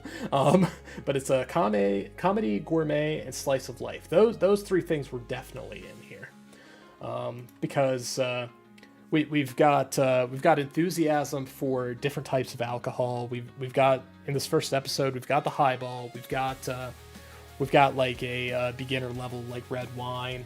And then we do have sake, and that. Let's see, what do we have for visuals here? Because I can use the stylized artwork. Okay, we've got individual characters. Perfect. All right, so this is our main character, Kamiina Botan, and she is she's a first year, one of those people who failed their entrance exams on their first year, so they were like a second taker. So she's a year older as a first year. But this is the girl Ibuki, who is the RA, the residence assistant, the dorm manager for them, and she always like. So the show starts out that they're flower viewing somewhere with a flower field, and that Ibuki had gone off on her own. That is to say, the dorm manager had gone off on her own, and that the Kamina, this is like very clearly like some of her first time meeting them. They call her the first year, and she doesn't seem to know anybody's names well. She decides to go off and find her, even though the others say, nah, you probably don't need to. And finds out that, as described, Ibuki is having a highball by herself. But Kamina swiftly learns the reason why she drinks by herself, which is that drinking alcohol, as much as she loves it, gives her the hiccups. And so for that reason, she is kind of reluctant to drink around other people. But like you could tell that she definitely enjoyed it, because like she went to the concession stand. She even like took like a almost like a diary picture just for like documenting where she's drank before she took a picture of the concession stand. And just looking at her, anime characters are anime characters, but she looks a little young. And like, granted, you don't see a lot of like younger characters buying alcohol in anime. Like, correct me if I'm wrong, if I'm missing like a large swath of other shows, but you have her buying alcohol, and she gets ID'd, which I'm not sure that I'd seen that before in an anime. But yeah, she pulls out her photo ID, gets her highball, takes a seat down on a bench, and starts enjoying it by herself, but starts hiccuping. Kamiyuna, she finds her, and Ibuki kind of goes wide-eyed. That somebody that she is familiar with is there, and that she doesn't necessarily want to be hiccuping around them. And Kamiyuna's like, yeah, don't worry about it. I've never had alcohol before, so what is this? And I think that was part of the character planning, was that she's a year older as a first year, so she can be old enough to drink, like guaranteed old enough to drink, as in like she'll be guaranteed to be 18, but also that that she is like fresh to being in college. So they sit down together on the bench, and I don't know, something along. One of my lights in my place just flickered. Okay. Yeah, but connection looks good. All right. But they find common ground when Kamina takes a sip, and that she has a reaction, like she can't handle fizzy drinks. Like I think she burps or something like that. But they kind of start a friendship there. That's like, that they could get along. Like later on, like Ibuki brings 2 glasses and a bottle of wine to Kamiyuna's room, and they have their whole like night of drinking and all that. And when Ibuki is leaving the room, one of the other dorm tenants, what was her name? Gujia. She's returning home at that hour, and like sees Ibuki coming out of that room, and then she like does a 180 turn and goes back down the hallway. But you could tell that. And she's probably not alone. That like she's kind of curious about Ibuki. Like kind of like we've lived together, but we don't really know each other. And and so like the next day, like she helps Kamiyuna, who's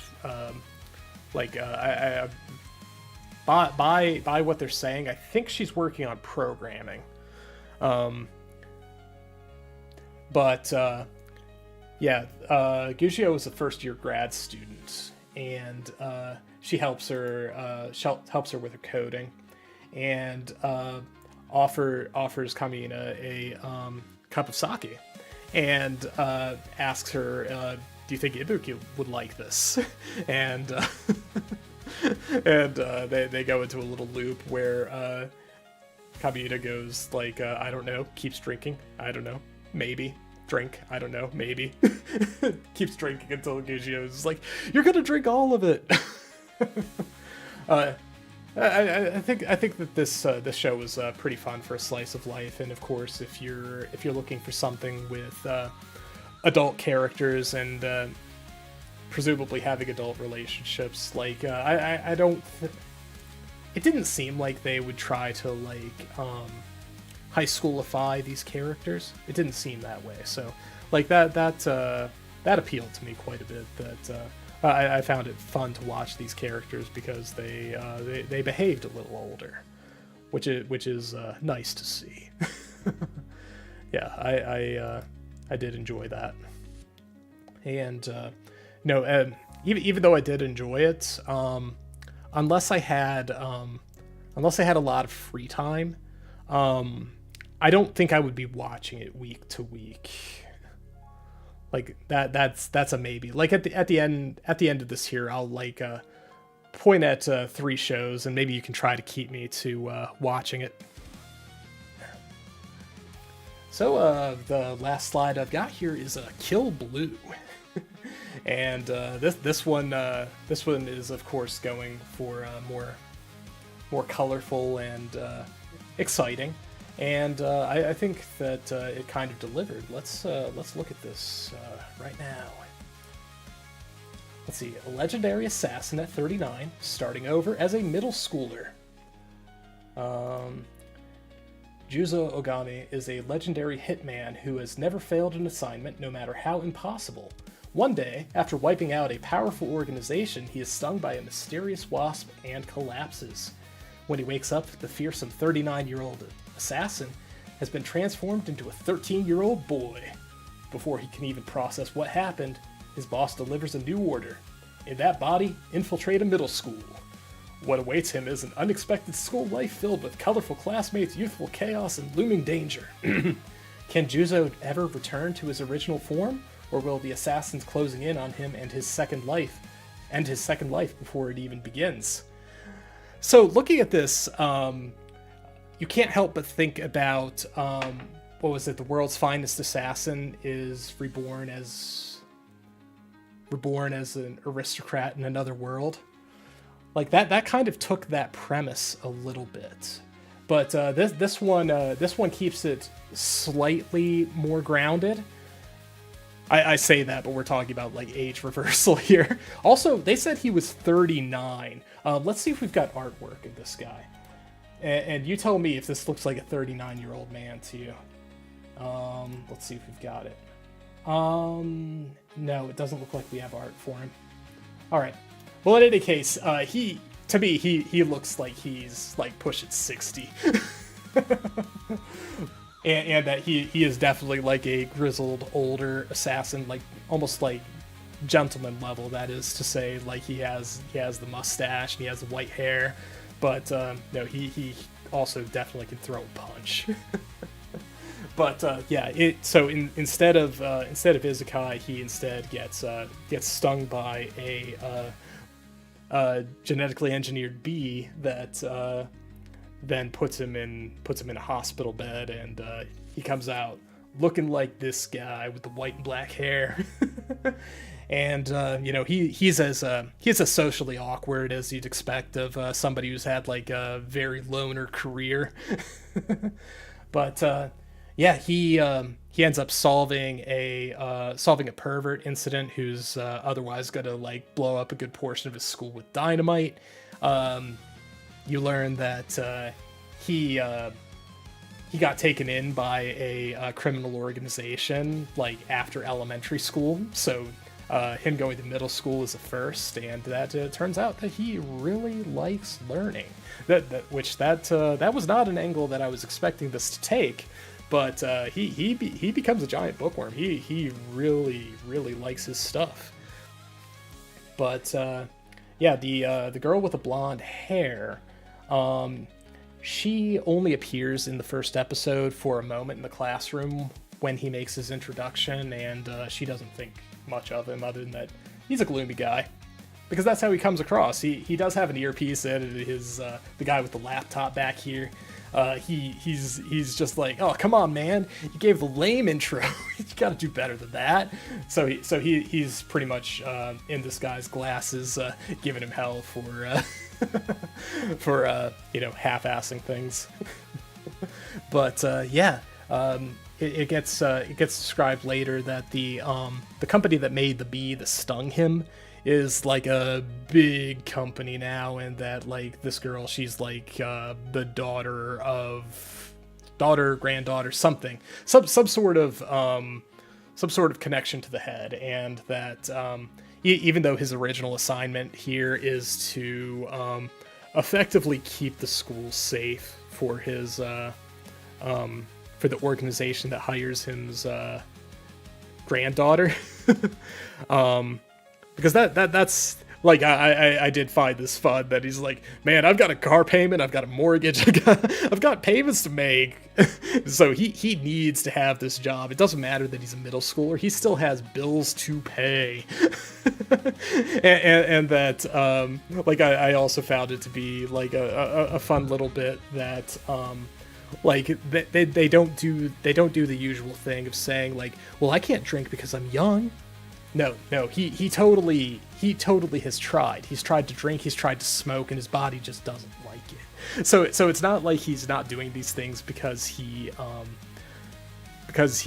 like fixed it in his head that he's young and can't do those things. It's that it just doesn't agree with his body as it is. So I felt like that was a lot smarter of a way to put it. But, all in all, I think that this is going to be shonen material, and it's... I found the first episode fun, so, like, that definitely would be a recommend if that's the type of show you're looking for. But with that's all 17 shows I've got listed here, but what I will do is I will say which 3 amongst these that I think that I will commit to. I will commit it. I will commit. There we go. I will commit to watching the first 3 episodes as they come out, and that will be. I think that Petals of Reincarnation is definitely going to be one of them. This one seemed pretty cool. It was stylish. It had aspects of it that reminded me of Fate, and although Fate has its problems, I think that something using some of the concepts that are adjacent to it has a lot of potential for being cool, and that I think that the production of this one is very neat, very colorful, and the action is well directed. So I think that gives it a lot of appeal. Let's see. I don't know if I want. I may commit to Always a Catch. We'll leave that on the back burner here. Witch Hat Atelier, I think, is going to be on the list. So Petals of Reincarnation, Witch Hat Atelier, and then honestly, I'm kind of thinking Marriage Toxin, but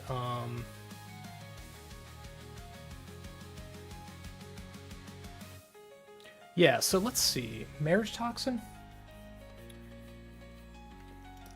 Or Killed Again, Mr. Detective. I think that Marriage Toxin left a lot stronger of an impression.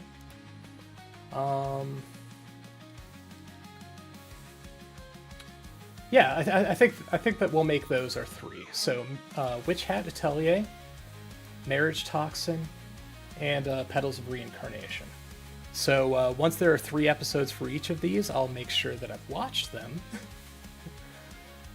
And yeah, I think that does it. I mean, I can always like there were definitely ones that I could have watched that I didn't because I ran out of time. We can go to the full list. Let's see. Yeah, so let's see. Does that look big enough on stream to look at it like this. Yeah, it looks big enough, at least if you're not on a phone. Okay. Yeah, so let's see. And of course, we're cutting out season 2s. I mean, we've got another romance over here. That it was, I believe it's the. Let's see. I made friends with the second prettiest girl in my class. I mean, I think that one was a possibility for romance, but I opted for. Well, this one wasn't intentionally chosen as a romance. The klutzy class monitor and the girl with the short skirt. Always a catch. I don't know. Like I feel like this is kind of sort of a shoujo with romance, maybe with romance. Yeah. But was there anything in here that was explicitly romance that I chose? I mean, this one was like a this one was a fantasy romance.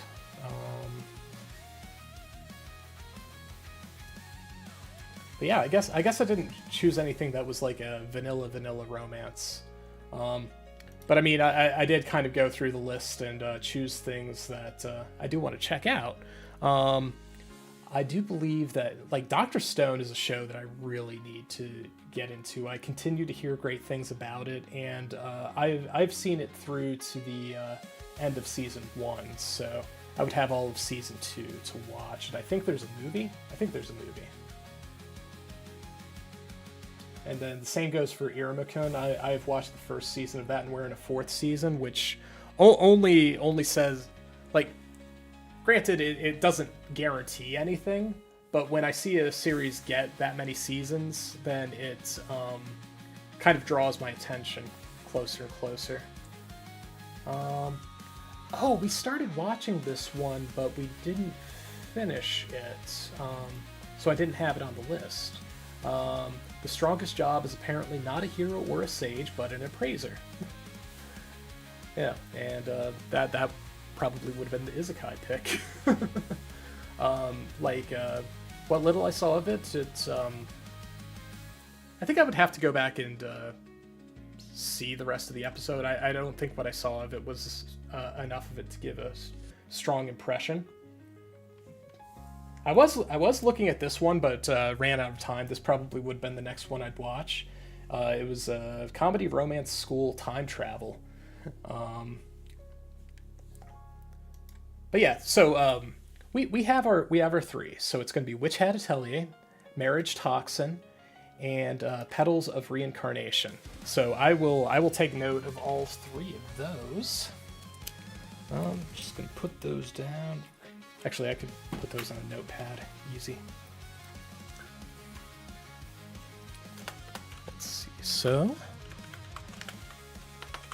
Petals of Reincarnation.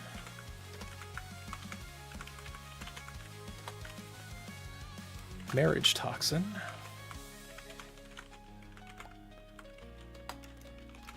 And Witch Hat Atelier.